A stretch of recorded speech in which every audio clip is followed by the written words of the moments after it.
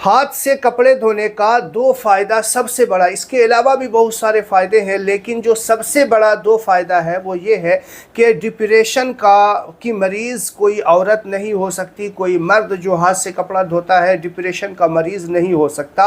और दूसरा ये कि उसका वज़न जो है मिक़दार से ज़्यादा नहीं बढ़ पाएगा। अस्सलामु अलैकुम वरहमतुल्लाहि वबरकातुहू। नाज़रीन किराम, उम्मीद करते हैं आप तमामी हज़रात खैरियत से होंगे इंशाअल्लाह। अल्लाह तबारक व तआला आप सबको हमेशा खुश रखे, शादो आबाद रखे। नाज़रीन किराम, आज के इस वीडियो में बुज़ुर्गों के कुछ नसीहतें, कुछ तिब्बी मशवरे आपके सामने रखने की कोशिश करूँगा। बहुत ही ख़ास ये वीडियो होने वाला है मर्द और ख़वातीन हज़रात के लिए। दोस्तों, मैं मोहम्मद वसीम, आप देख रहे हैं ज़लज़ला वसीमी। तो आइए जानते हैं आज के इस वीडियो में बहुत ही ज़्यादा फ़ायदेमंद ये वीडियो आपके लिए होने वाला है। बहुत ही ख़ास बातें हैं, जो कुछ हिकमत की बातें हैं, कुछ बुज़ुर्गों की नसीहतें हैं, कुछ तिब्बी मशवरे हैं, जो बड़े बड़े जो डॉक्टर पुराने ज़माने के गुज़रे हैं उन्होंने जो कुछ तिब्बी मशवरे दिए हैं वो आज आपके सामने रखने की कोशिश करूँगा। नाज़रीन किराम, सबसे पहले आप ये समझिए कि जो औरतें कपड़े हाथ से धोया करती है ना, तो उसका सबसे बड़ा फ़ायदा ये होता है कि डिप्रेशन की जो बीमारी है उससे बचा जा सकता है और वज़न भी कम रहा करता है। हाथ से कपड़े धोने का दो फ़ायदा सबसे बड़ा, इसके अलावा भी बहुत सारे फ़ायदे हैं, लेकिन जो सबसे बड़ा दो फ़ायदा है वो ये है कि डिप्रेशन की मरीज़ कोई औरत नहीं हो सकती, कोई मर्द जो हाथ से कपड़ा धोता है डिप्रेशन का मरीज़ नहीं हो सकता। और दूसरा ये कि उसका वज़न जो है मिक़दार से ज़्यादा नहीं बढ़ पाएगा।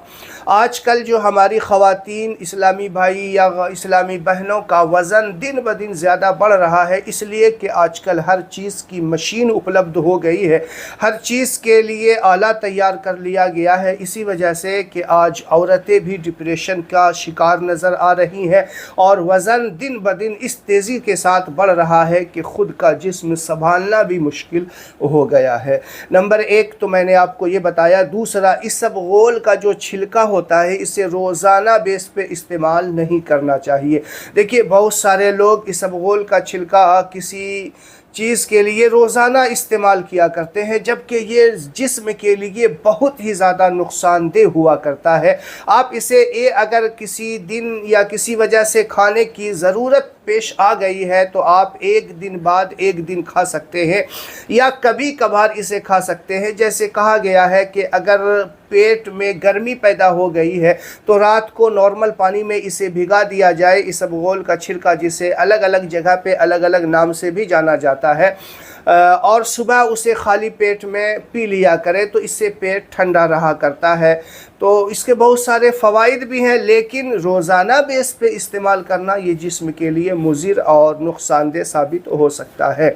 नंबर तीन, जैसे बहुत सारे लोग अचानक कमज़ोरी महसूस करने लग जाते हैं, तो इसके लिए एक बहुत ही बेहतरीन नुस्खा कि बादाम, किशमिश और खजूर दूध में मिलाकर पीने से फ़ौरन जिस्म को ताकत मिलती है। यानी फ़ौरी तौर पे अगर जिस्म को ताकत दिलाना हो, कोई ऐसी बीमारी हो गई या कुछ ऐसी कमज़ोरी, नकाहत कायम हो गई कि अब उसको फ़ौरी तौर पे उसके जिस्म को ताकत की ज़रूरत है, तो उसे किशमिश, खजूर और बादाम जो है दूध में मिला करके इसे दें, इंशाअल्लाह जिस्म को फौरी तौर पे ताकत मिलेगी। अब देखिए, मैं आपको एक और बहुत ही ज़्यादा घरेलू जो नुस्खा है वो बता रहा हूँ। सालन में नमक कम से कम खाना चाहिए, जो आज के दौर में बहुत ज़्यादा तौर पे इस्तेमाल होता है। हर चीज़ में लोग बहुत ज़्यादा नमक खाना पसंद करते हैं, अगर थोड़ा कम हो गया ऊपर से छिड़कते हैं, जो कि बिल्कुल ज़हर कातिल है। वो ऊपर से नमक छिड़क के खाना, समझ लीजिए, जिस्म को बहुत ज़्यादा नुकसान करता है। तो सालन में हमेशा नमक कम खाना चाहिए ताकि गुर्दे ख़राब ना हो। आजकल आप हॉस्पिटल का चक्कर लगाइए, देखिए कितने ऐसे मरीज़ हैं जो गुर्दे को लेकर के परेशान हैं, उनका इलाज चल रहा है, किसी का पूरा गुर्दा ख़राब हुआ है। तो इन चीज़ों से अगर हम बचेंगे तो इंशाअल्लाह आगे बहुत फ़ायदा होगा हमें। अब देखिए, मैं आपको एक और घरेलू नुस्खे में ही से बताऊं। खाना खाने के بعد تھوڑا سا میٹھا کھا لینے سے سانس کی جو نلی ہے یہ صاف ہو جایا کرتی ہے۔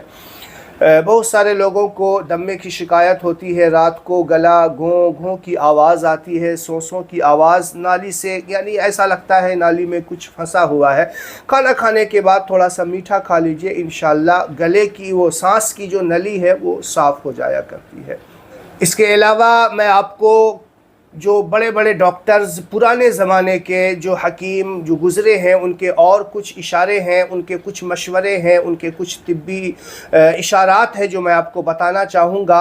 گوشت جو کھاتے ہیں ہمیشہ جوان جانور کا گوشت کھانا چاہیے۔ یہ پرانے زمانے کے ڈاکٹرز کا حکیم کا کہنا ہے کہ گوشت ہمیشہ جوان جانور کا ہی کھانا چاہیے، اور جب دوپہر کا کھانا کھاؤ تو تھوڑی دیر سو جاؤ، اور یہ قیلولہ کا بھی حکم جیسا کہ سنت رسول ہے، قیلولہ کرتے تھے، دوپہر میں تھوڑی دیر قیلولہ کیا کرتے تھے، تو کھانا کھانے کے بعد تھوڑی دیر سو جایا کریں، اور شام کا کھانا کھا کر چلو، چاہے تمہیں کانٹوں کے اوپر ہی کیوں نہ چلنا پڑے۔ جیسا کہ شیخ سعدی بھی فرمایا کرتے ہیں کہ شام کا کھانا کھا کر چلنا چاہیے اگرچہ تمہیں کانٹوں کے اوپر چلنا پڑے۔ پوری راستے کانٹے بچھے ہیں پھر بھی آپ کو چلنا ہے، یہ آپ کے جسم کے لیے اتنا زیادہ فائدہ کرے گا۔ اگر نہیں چلتے ہیں تو یہ آئے دن آپ کو بیماری میں مبتلا کرتا چلا جائے گا۔ اسی طریقے سے کہا جاتا ہے جب تک پیٹ کی پہلی غذا ہضم نہ کر لو دوسرا کھانا نہ کھاؤ۔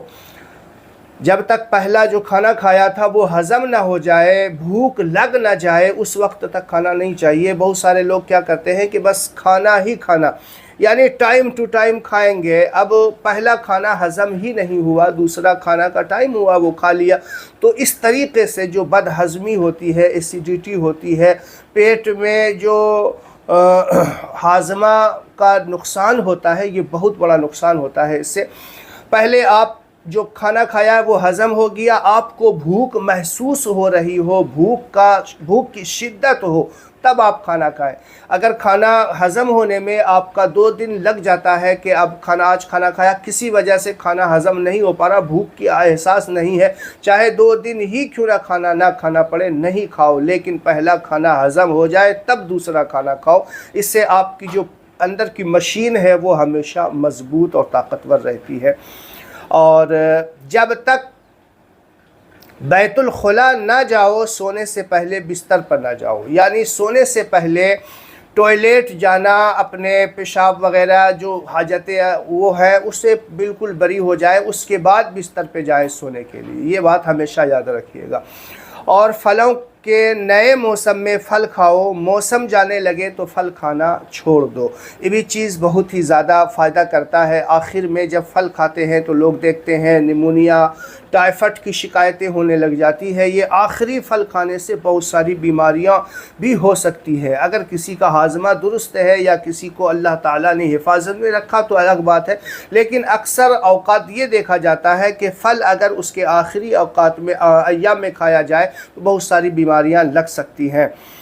اس کے علاوہ کھانا کھانے سے آدھا گھنٹہ پہلے یا آدھا گھنٹہ بعد میں پانی پیا کرو، کھانا کھاتے ہی پانی نہ پئیں، اس سے پرہیز کریں۔ کھانا کھانے سے آدھا گھنٹہ پہلے پانی پی لیں یا کھانا کھانے کے آدھا گھنٹہ بعد میں پانی پئیں، تو یہ ہمارے صحت کے لیے بہت ہی زیادہ فائدہ مند ہوگا۔ تو امید ہے جو باتیں میں نے آپ کو بتائی وہ آپ کو پسند آیا ہوگا۔